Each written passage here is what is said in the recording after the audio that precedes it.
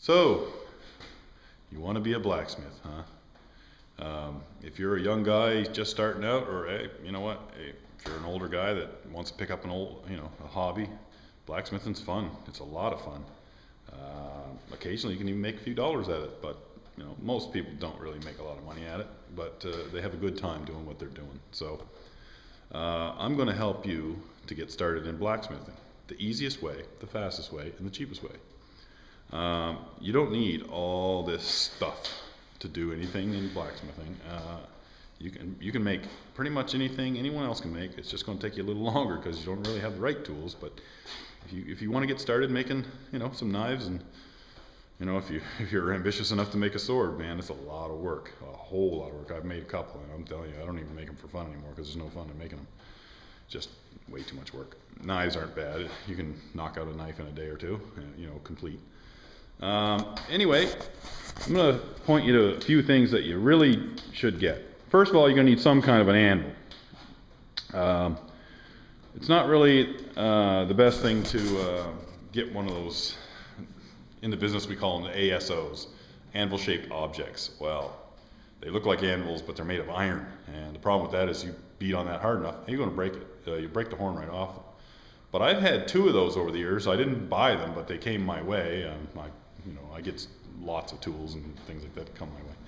But I picked up a couple of them, and the two that I had, I weren't able to break them. I didn't really try to break them, but I used them for things here and there. I kept one for when I went mobile, just if I had to knock something out real quick using my torch, and I needed a little anvil to bang on. I didn't want to drag around a 100-pound anvil or something. So I picked up one of those little 75-pounders there. You can get them at Princess Auto. Harbor Freight usually sells them, but kind of wasting your money on them. A better thing to get is a little, maybe a 16-inch long piece of railroad track. That works really well. Or go to your local scrapyard and pick up an old excavator pin, similar to the one we did in that previous video there. But try and get one a little bigger. Like you can get one out of a big excavator.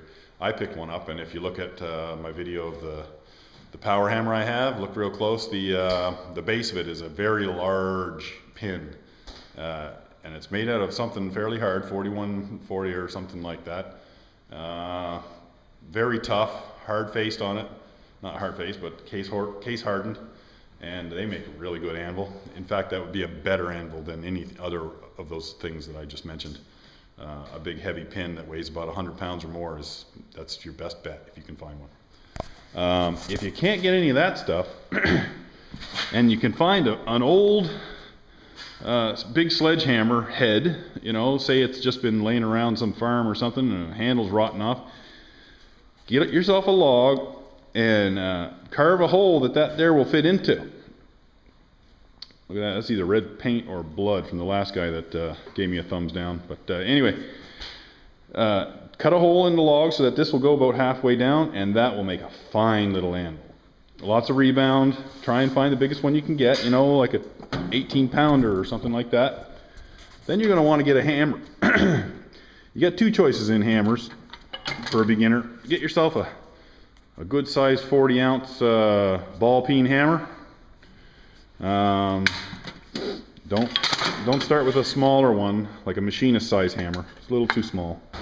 Not bad for light bars and stuff, but a better thing to pick up for a blacksmith is one of these little mauls. They got about a 14-inch handle. I don't know, what are they about? Should say on here. This is a, well, maybe it doesn't say, but I don't know, what do you call them? About a 2.5-pounder. That there is probably the best thing you can get if you're a fair-sized man. If you're a smaller guy, go with the 40-ounce ball peen hammer. A little better. You'll want to get yourself some old Cold Chisels. Chinese ones ain't bad. Get one of those sets of Cold Chisels that you can get at Harbor Freight. There you come with like a dozen different punches and chisels, cold chisels and things like that. They're usually really cheap. That's a good thing to have in your arsenal, and you can punch some steel and stuff like that. And then what else do you need? Oh, you need a fire of some sort. So there's a million videos on brake drum forges. They're pretty quick to build. You know, I'd go with that and burn charcoal. If you can't find any coal in your area, just burn good charcoal. Back in the old days, blacksmiths preferred charcoal until they burned down all the forests. You know, there wasn't really much hardwood forest left, and because it's very clean, it's a great way to do any kind of, like, you can do forge welding and anything with a charcoal fire, but you will use a lot of charcoal. Charcoal compared to coal is probably about you probably go through about 4 times as much charcoal as you will coal. That's just a rough guess. I may be wrong, but it's close to that ratio. You'll be surprised how fast a forge will eat up charcoal, man. It'll just eat that up. Coal is by far the best way to go. What else do you need? Not much. You know what you need after that? A little ambition. So stop talking about it. Stop playing on a computer. Put your games down. Put your little toys away.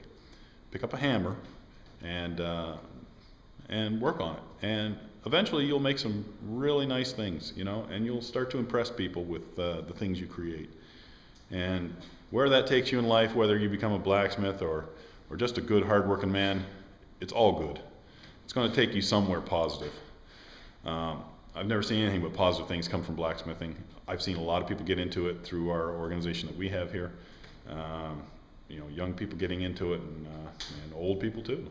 There's a guy that joined. He's approaching 70 years old, and he's in our club. He just joined, and I ain't seen him swing a hammer yet, but he really enjoys learning about it and coming and seeing everything happen. And next time I see him, I'm going to get a hammer in his hand. We're going to film that.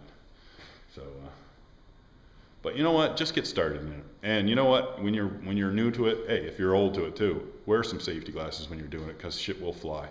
And you get popped in the eye with something, you're going to know. I mean, I know in some of my videos I don't wear it, but I do not condone my own actions. It's, laziness is, you know, you'll pay the price for laziness. Try and be safe. You know, wear the glasses, man. Wear them.